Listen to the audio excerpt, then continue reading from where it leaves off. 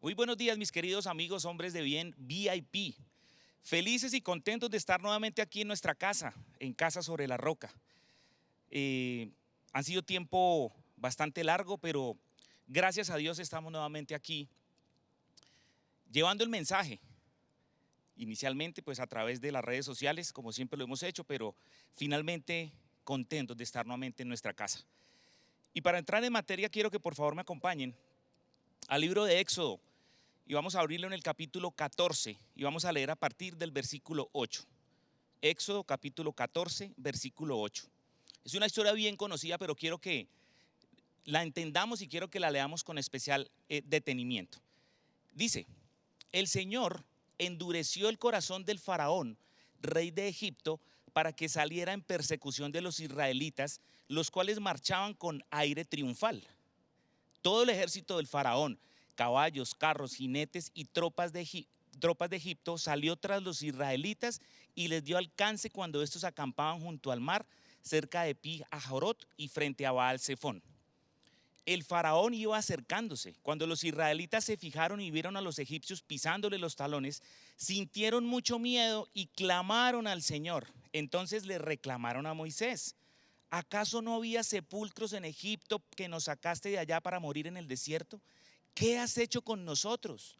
¿Para qué nos sacaste de Egipto? Ya en Egipto te decíamos, déjanos en paz. Preferimos servir a los egipcios, mejor nos hubiera sido servir a los egipcios que morir en el desierto.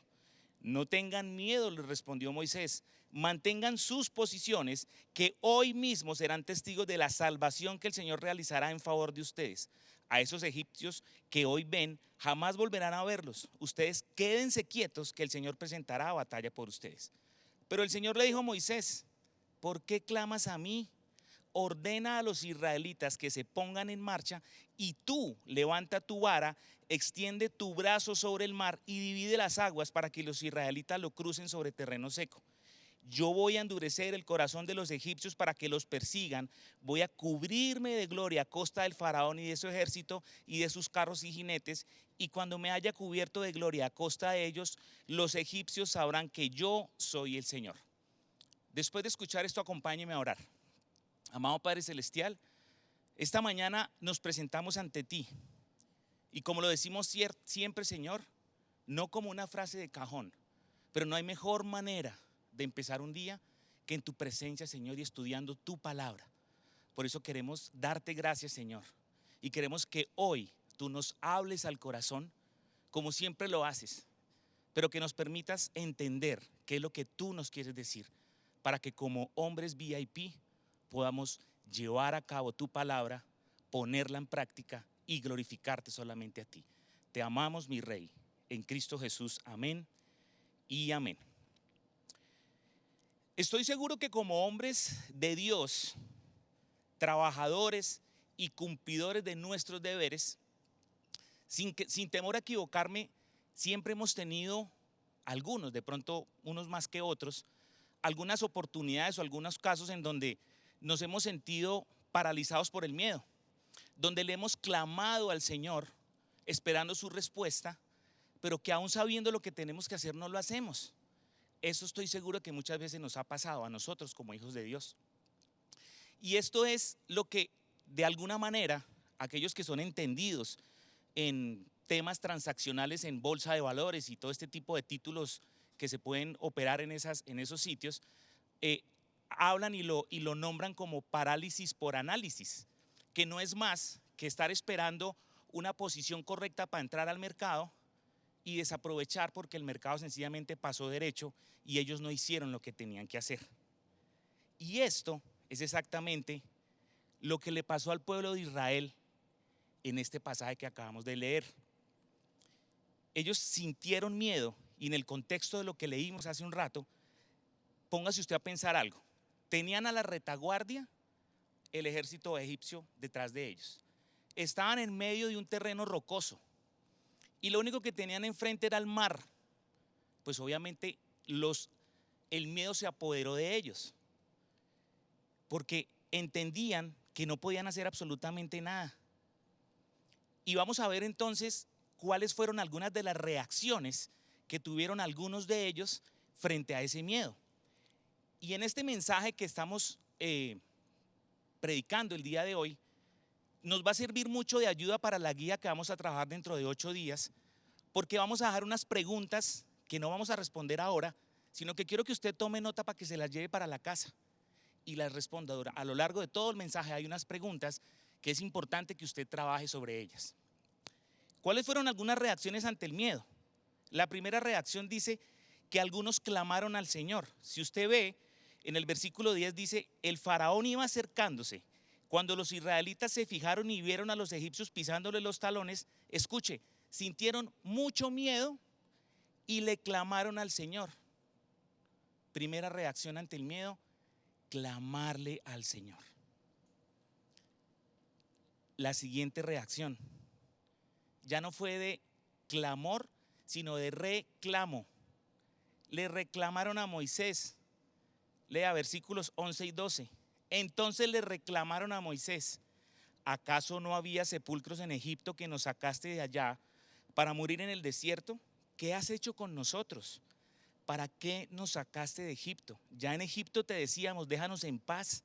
Preferimos servir a los egipcios. Mejor nos hubiera sido servir a los egipcios que morir en el desierto. Primera reacción, ante el miedo, algunos le clamaron al Señor. Segunda reacción ante el miedo, otros le reclamaron a Moisés. Y aquí va la primera tarea, va la primera pregunta. ¿Cuál es tu reacción ante el miedo? ¿Cuál es tu reacción ante una situación que te genera miedo? Yo quiero que te detengas un momento, escribas, si tomas nota, y coloques ahí, ¿cuál es mi reacción ante situaciones que generan miedo? ¿Le clamo al Señor o le reclamo a Él o a alguien? Vamos a ver ahora las reacciones del líder, porque también así como nosotros tenemos reacciones ante las situaciones, quien lidera una situación o quien lidera un grupo, que en este caso somos todos nosotros como hombres de bien, así tengamos un seguidor, podemos llamarnos líderes porque alguien nos está siguiendo. Entonces nosotros también podemos tener reacciones como líderes. Y miremos según este contexto cuáles fueron las reacciones del líder. La primera, ánimo a sus seguidores. Leamos en el versículo 13 lo que les dijo Moisés. No tengan miedo, les respondió Moisés, mantengan sus posiciones, que hoy mismo serán testigos de la salvación que el Señor realizará en favor de ustedes. A esos egipcios que hoy ven, jamás volverán a verlos. Él lo único que hizo al reclamo que le hicieron los otros, en vez de ponerse a pelear con ellos, fue animarlos y decirles: ustedes no me reclamen a mí, ustedes no se pongan a pensar cosas que no son. Hoy mismo el Señor va a presentar batalla por ustedes y esos egipcios que los persiguen nunca los van a volver a ver. Los animó, les dio ánimo. La segunda reacción del líder, los convence de que esa situación es mejor dejarlas en las manos del Señor. Acompáñenme al versículo 14. Ustedes quédense quietos, que el Señor presentará batalla por ustedes. Los convenció de dejar todo en las manos de Dios, porque Dios, mis queridos, siempre presenta batalla por nosotros.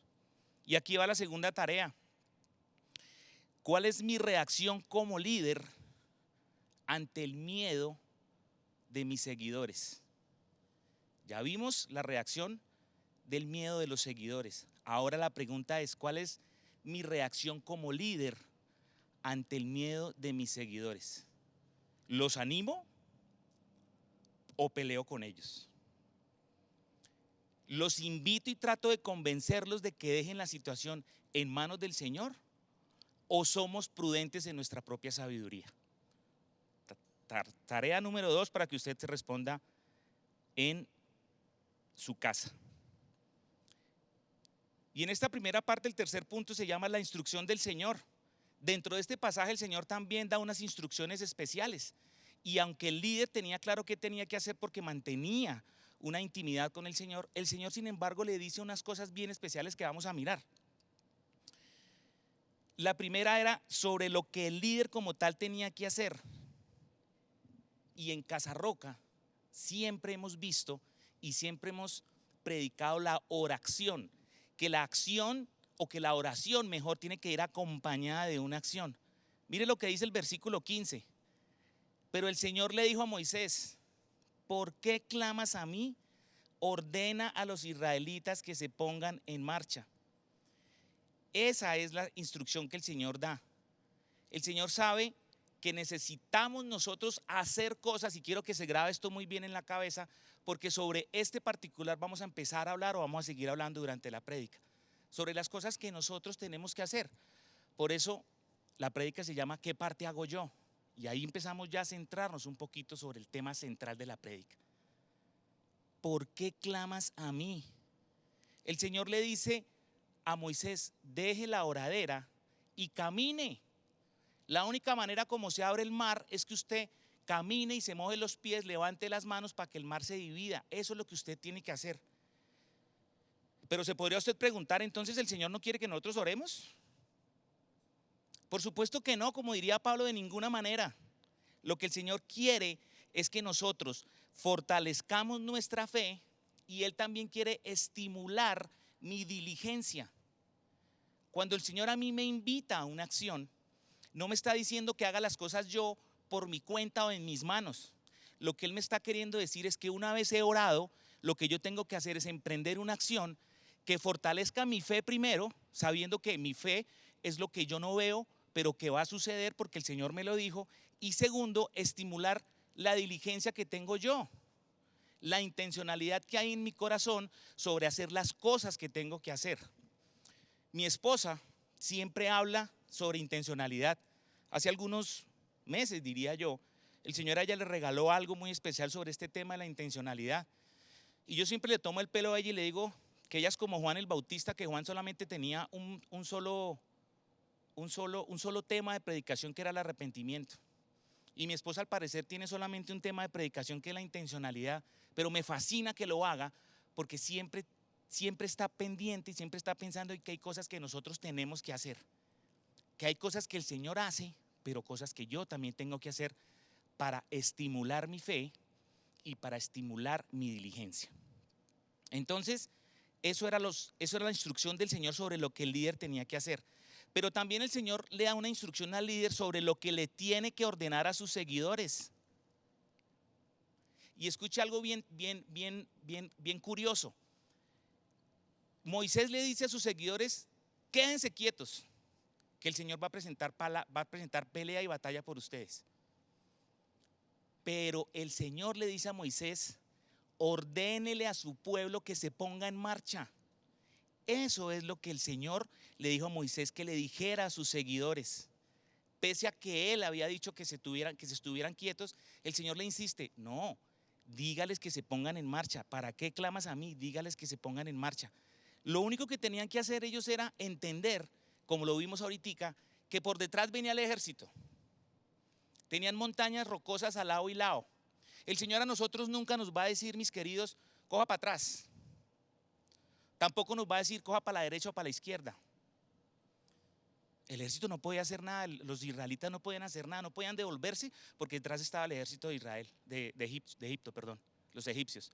No podían irse ni para la derecha ni para la izquierda porque estaban en medio de una situación rocosa geográficamente hablando.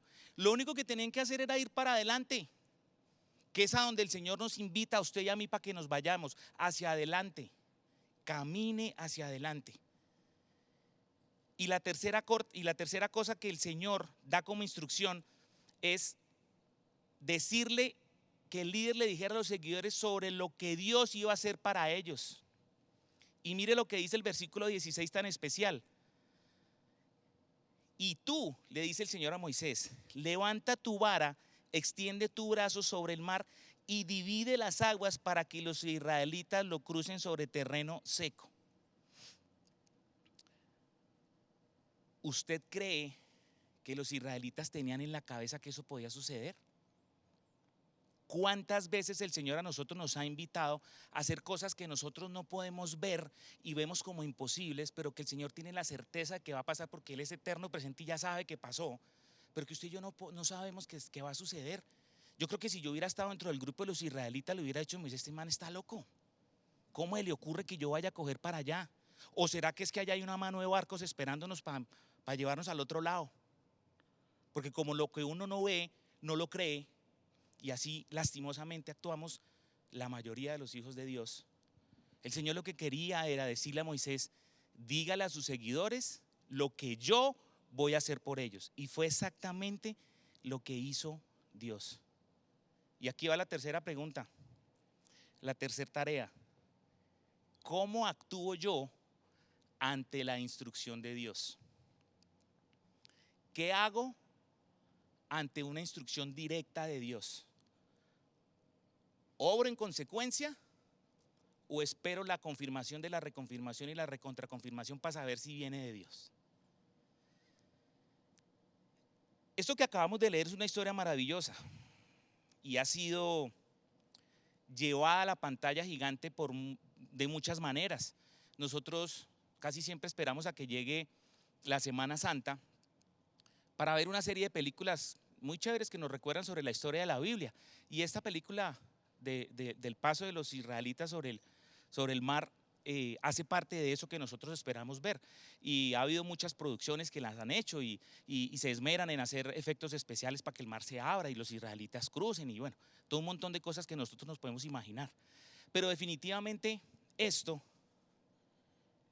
historia que vemos acá, lo único que nos hace a nosotros recordar es que así como el Señor abrió el mar para que los israelitas pudieran pasar y se salvaran, de la misma manera, mis queridos, mandó al Señor Jesús a morir en la cruz para que de par en par se abriera su corazón, hiciera murallas de sangre a derecha y a izquierda, y usted y yo pudiéramos caminar hacia la eternidad.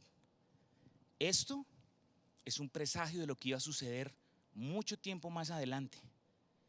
Y ahí es donde realmente estoy en total acuerdo con alguien a quien escuché hace unos años decir que el libro del Éxodo es el evangelio del Antiguo Testamento. Es una historia especial de salvación del pueblo de Dios con milagros evidentes.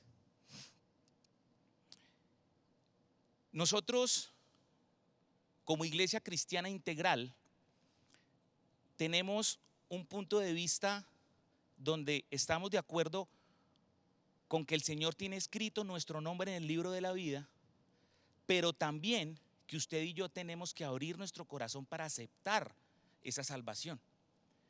Entonces, basándonos en esto que acabamos de hablar y en el pasaje que acabamos de leer y que acabamos de estudiar, yo quiero que usted me acompañe a escuchar cómo lo narra, no la misma historia, pero una historia similar, o más que una historia, un pasaje similar del apóstol Pablo en su carta a los Filipenses en el capítulo 2, y vamos a leer a partir del versículo 12, porque aunque no narra exactamente el paso del pueblo de Israel sobre el mar, pero sí nos habla sobre la salvación y sí nos habla sobre cosas, como le digo, que nosotros tenemos que hacer. No para salvarnos, porque la salvación no es por obras ni por cosas lindas que yo haga, sino por fe. Pero también las tareas que tenemos que emprender nosotros para trabajar en el proceso de santificación, que es lo que nos requiere a nosotros como hijos de Dios a partir del momento que abrimos nuestro corazón y aceptamos al Señor como nuestro Señor y Salvador. Entonces, acompáñeme. Carta de Pablo a los Filipenses, capítulo 2, versículos 12 al 16, vamos a leer. Así que, mis queridos hermanos, como han obedecido siempre, no solo en mi presencia, sino mucho más ahora en mi ausencia, lleven a cabo su salvación con temor y temblor.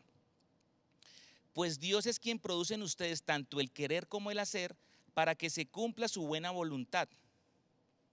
Escuchen, háganlo todo sin quejas ni contiendas, para que sean intachables y puros, hijos de Dios, sin culpa en medio de una generación torcida y depravada.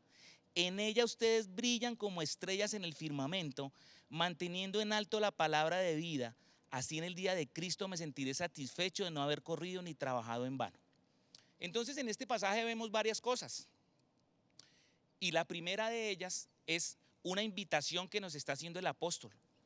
Sí, le está haciendo el apóstol a los filipenses, pero también nos la habla a nosotros porque son cartas universales que son, si bien es cierto por historia, están dirigidas a unas iglesias particulares, pero están consignadas en la palabra de Dios y están dirigidas a nosotros como sus hijos también.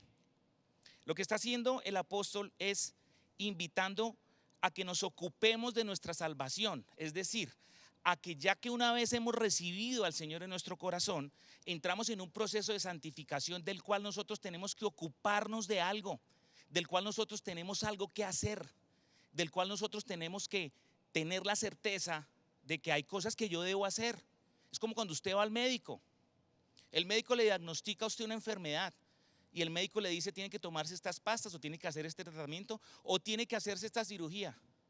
Usted es quien toma la decisión de comprar el medicamento, de tomarse el medicamento, de iniciar las terapias o el tratamiento o de hacerse la cirugía o por lo menos de pedir autorización en su EPS para que le hagan la cirugía.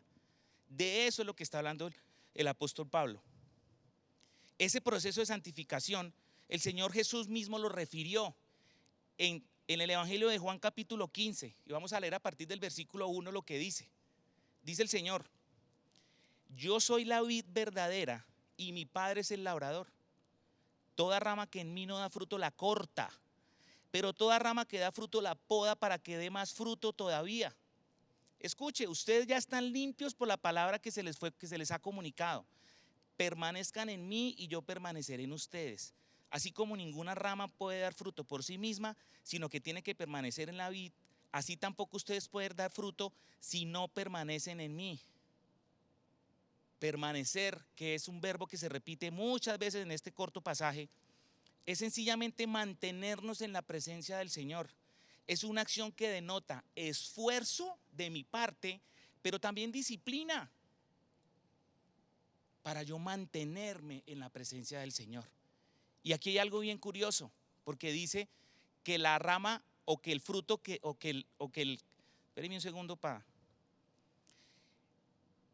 La rama que da fruto la poda, y la poda es cortarla un poquito para que dé más fruto. Estamos hablando dentro de un grupo de hombres, pero vaya después de esta predica y pregúntele a su esposa o a su mamá o a su hermana cómo hace para que le crezca el pelo y verá que le va a decir: yo voy donde el peluquero para que me corte las puntas. Eso se llama poda. Las mujeres normalmente para que les crezca el pelo se podan el pelo para que les crezca. Lo mismo pasa la gente que cultiva café. Lo someten a una acción que se llama soquear el café para que dé más fruto. Eso es lo que está hablando el Señor. Y ese proceso de santificación es el que nosotros estamos y en el que decidimos entrar en disciplina para que el Señor nos muestre cosas especiales.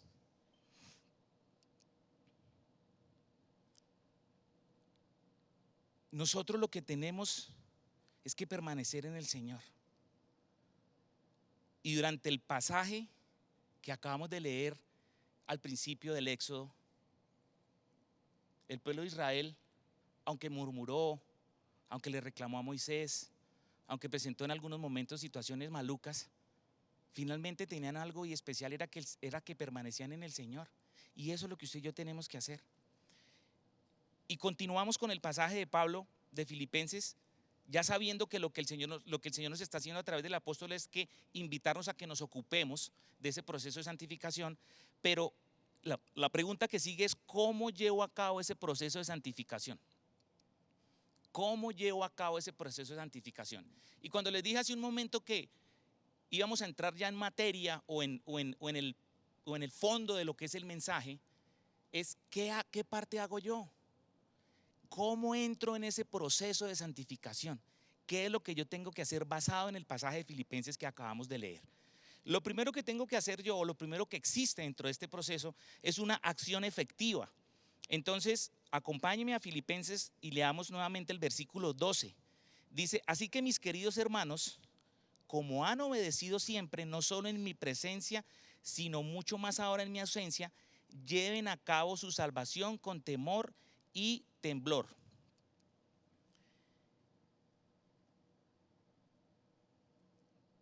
El proceso de santificación, como lo estamos diciendo, requiere una acción efectiva de parte mía. Y si usted me acompaña al Evangelio de Mateo capítulo 3 versículo 8, hay una parte especial donde de manera imperativa el Señor Jesús, o más bien aquí Juan, nos dice algo especial, o Dios a través de Juan el Bautista nos dice algo especial.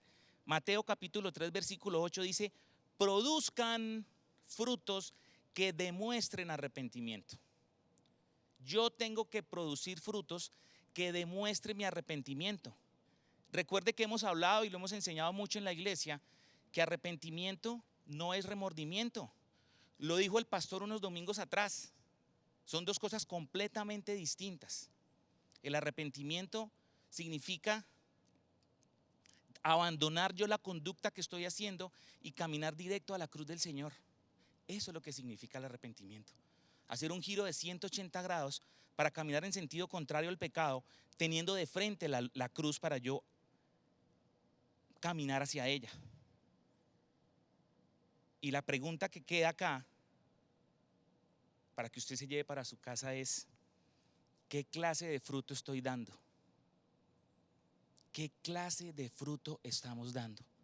Miren, así como en la vida no hay nadie que sea huérfano, todos tenemos un papá. O somos hijos de Dios o no somos hijos de Dios. De igual manera, siempre vamos a estar dando fruto. ¿Estamos dando fruto bueno o estamos dando fruto malo? Y el fruto que estemos dando depende de la semilla que estemos sembrando en el corazón.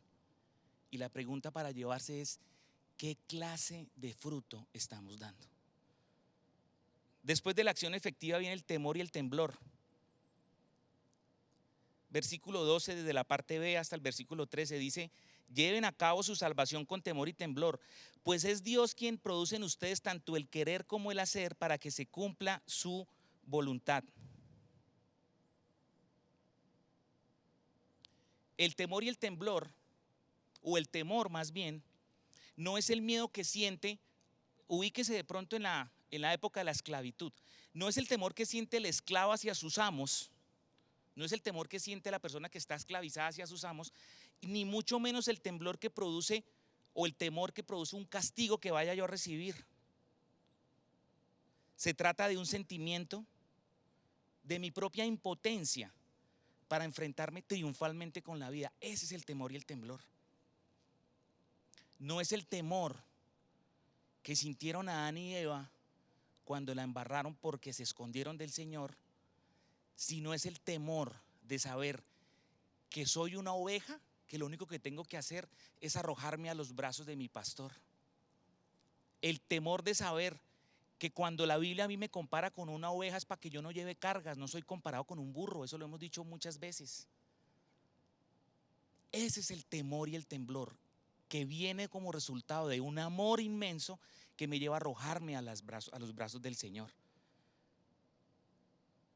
El libro de los Proverbios, capítulo 9, versículo 10, nos dice: el comienzo de la sabiduría es el temor del Señor. Y escuche, conocer al santo es tener discernimiento. El temor y el temblor del pueblo de Dios en ese evento del mar fue el que tuvieron ellos de conocer al Señor a través de Moisés. Fue el que tuvieron ellos de decir: sí, vamos a seguir a Moisés porque amamos al Señor y Él va a hacer algo milagroso, y lo hizo. Y esta pregunta quiero que usted la note muy bien y se la lleve para su casa. ¿Usted por qué obedece a Dios? ¿Por temor o por amor? ¿Por qué obedece al Señor? ¿Por temor o por amor? Escríbalo, medítelo esta semana y en 8 días lo discutimos en el grupo pequeño. También está la serenidad y la certeza. Versículo 14 de la carta de Pablo a los Filipenses: háganlo todo sin quejas ni contiendas. La serenidad y la certeza lo que nos quiere decir es que absolutamente todas las cosas, mis queridos, nosotros las hacemos sin quejas y sin murmuraciones. Las hacemos sin discusiones vanas. Las hacemos por amor a nuestro prójimo. Quien murmura siempre siempre está al borde de la rebelión. La persona que murmura siempre está al borde, a un paso de la rebelión. ¿Y usted quiere escuchar una historia de rebelión? Acompáñeme al primer libro de Samuel, capítulo 15, versículo 23. Le está diciendo el propio profeta Samuel a Saúl, después de que desobedeció una orden del Señor. Le dice: la rebeldía es tan grave como la adivinación y la arrogancia como el pecado de idolatría. Y recuerde muy bien, una de las reacciones ante el miedo del pueblo de Israel fue la murmuración ante su líder. Entonces, quien murmura está al borde de la rebelión. Y esta pregunta que le voy a hacer, quiero que se la grabe muy bien en su cabeza. ¿Disfrazo mi murmuración con un no estoy de acuerdo? Como dijo el profeta, se las dejo ahí, no digo nada más. Punto número 4, puros e intachables. Leamos lo que dice el versículo 15 de Filipenses: para que sean intachables y puros, hijos de Dios, sin culpa en medio de una generación torcida y depravada. En ella ustedes brillan como estrellas en el firmamento. Nosotros tenemos o hemos de ser irreprochables, sencillos y sin mancha. Estos tres ingredientes hacen parte de la mezcla perfecta que el Señor quiere que usted y yo seamos: irreprochables, sencillos y sin mancha. Y dentro de ese proceso de santificación, como lo hemos definido y lo hemos aprendido, es limpieza de pensamiento, pureza de corazón e integridad en la conducta. Limpieza de pensamiento, pureza de corazón e integridad en la conducta. Escuche lo que dice el comentarista bíblico William Barclay al respecto en este mismo pasaje. Dice: la pureza cristiana es irreprochable a los ojos del mundo, sincera para consigo mismo y apta para soportar el escrutinio de Dios. Se lo voy a repetir: la pureza cristiana es irreprochable a los ojos del mundo, sincera para consigo y apta para soportar el escrutinio de Dios. El mismo apóstol, en su segunda carta a los Corintios, capítulo 7, en el versículo 1 dice: como tenemos estas promesas, queridos hermanos, purifiquémonos de todo lo que contamina el cuerpo y el espíritu, para completar en el temor de Dios la obra de nuestra santificación. El pueblo de Israel allá en Egipto entendió que lo que tenía que hacer era ser un pueblo puro. Entendió que lo que tenía que hacer era ganar entendimiento y humillarse ante su Dios. Y nosotros, como lo hemos venido diciendo, no nos humillamos ante Dios por la magnificencia de su poder, sino por el amor que tenemos hacia Él y que Él nos tiene hacia nosotros. Porque recuerde, fue Él quien nos amó primero. Ya como resultado de esa humillación que usted tiene hacia el Señor por el amor, obra el poder de Él eficazmente en su vida a través del Espíritu Santo.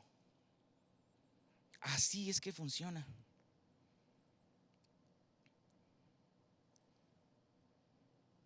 Nosotros nos mantenemos puros como la leche pura. Nos mantenemos puros como el metal puro. Y la pregunta que le quiero dejar acá es usted un metal con aleaciones? Es decir, ¿tiene todavía saldos de inventario del mundo en su vida? Sigamos. El esfuerzo misionero, versículo 16. Dice: manteniendo en alto la palabra de vida, así en el día de Cristo me sentiré satisfecho de no haber corrido ni trabajado en vano. Pero mire cómo empieza: manteniendo en alto la palabra de vida. Usted y yo tenemos que hacer un esfuerzo misionero, es decir, llevar la luz de la palabra de Dios en medio de una sociedad perdida. en medio de una sociedad que hoy día está con los valores completamente invertidos. Usted y yo somos luz y mucho se ha predicado últimamente al respecto. No es en vano que el propio Señor Jesús lo diga en el Evangelio de Mateo capítulo 28 a partir del versículo 19, usted lo conoce bien. Dice, por tanto, vayan y hagan. Es una orden que está haciendo el Señor, son verbos que están en forma imperativa. Vayan y hagan. Discípulos de todas las naciones, bautizándolos en el nombre del Padre y del Hijo y del Espíritu Santo, enseñándoles a obedecer todo lo que les he mandado a ustedes, y les aseguro que estaré con ustedes siempre hasta el fin del mundo. ¿Qué es lo que yo estoy declarándole al mundo? ¿Cuáles son las posiciones que el mundo sabe que yo tengo con respecto a la vida?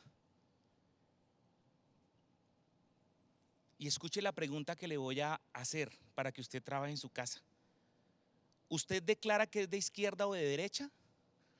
¿O declara que Jesús es el centro de su vida? ¿Qué es lo que rige su estilo de vida hoy día? ¿Ser de derecha, de izquierda, o que Jesús es el centro de su vida? En conclusión, hemos visto dos situaciones muy parecidas. Una histórica, la leímos en el pasaje del Éxodo, del paso del pueblo de Israel sobre el mar. Pero la otra, un mensaje contundente del apóstol. Si bien es cierto en una carta a los filipenses, pero también de manera universal a nosotros, donde nos conduce a un proceso de santificación. El Señor condujo al pueblo de Israel a un proceso de santificación en su paso por el mar. Jesús, o el mismo Señor, nos conduce a nosotros a través de Jesús a un proceso de santificación, en donde el común denominador es la parte que yo tengo que hacer para alcanzar ese proceso.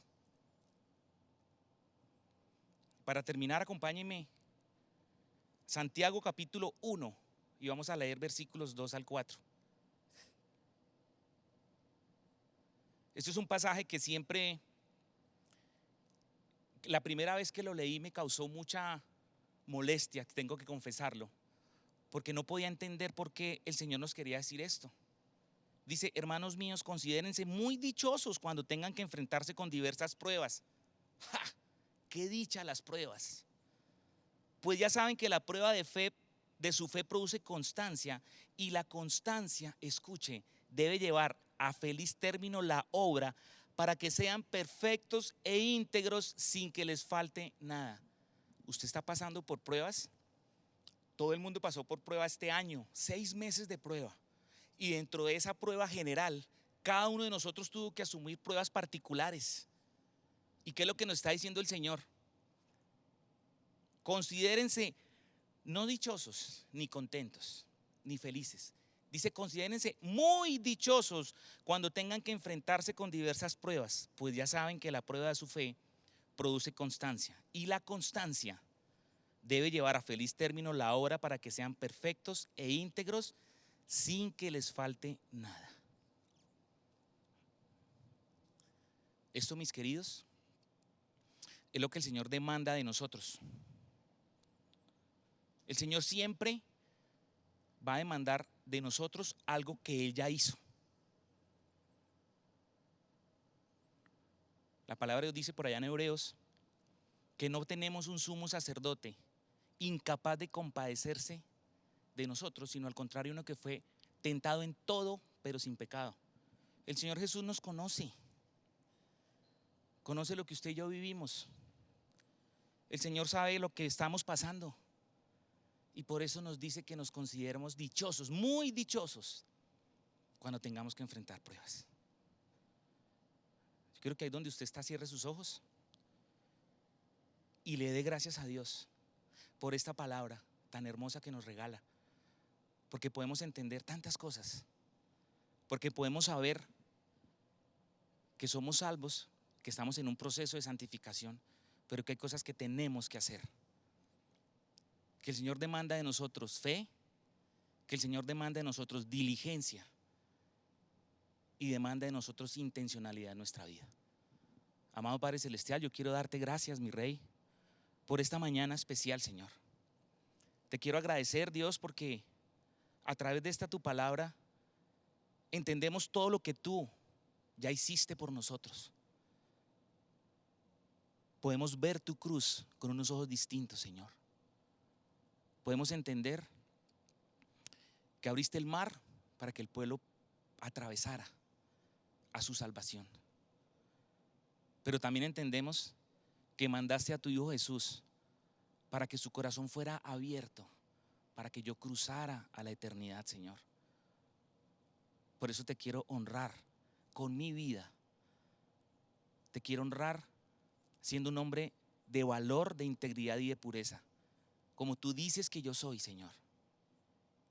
Y quiero dejar atrás todas aquellas cosas que me acusan y todas aquellas cosas que pude haber hecho en el pasado que me alejaron de ti, pero que ahora, con el conocimiento de tu palabra, me acercan cada vez más a tu corazón, Señor. Gracias por este día, Dios.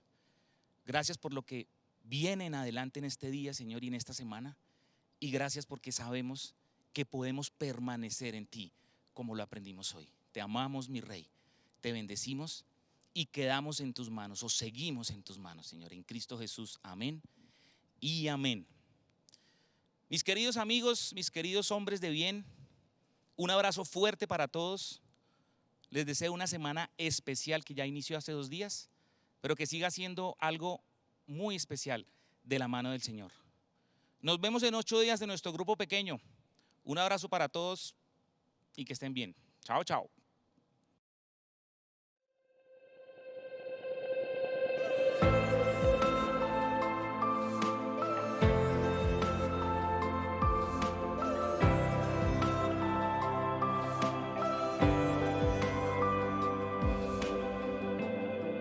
Piedra viva y sustento, roca de mi corazón, en ti encuentro mi porción.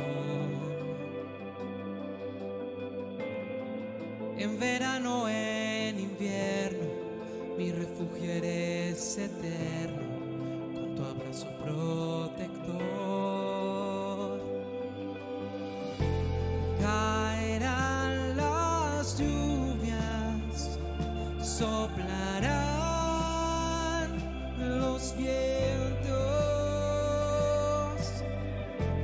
mas no me moverán, pues confiado y firme en ti estoy.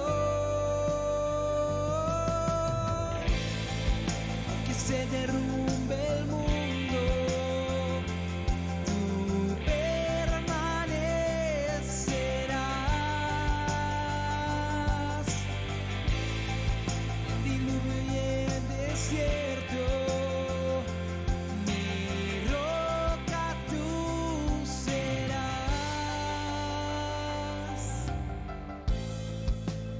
viva y sustento, roca de mi corazón, en ti encuentro mi porción.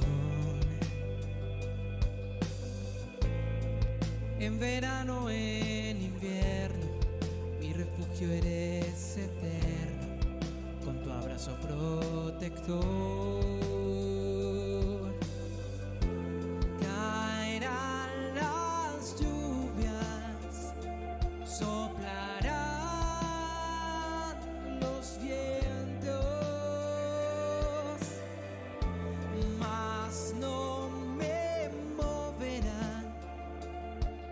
Confiado y firme en ti estoy, aunque se derrumbe el mundo, tú permanecerás.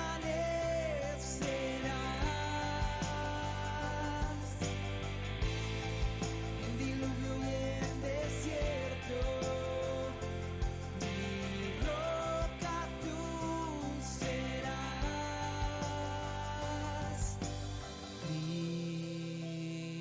Cristo, en ti confiado estoy, confiado estoy. Cristo.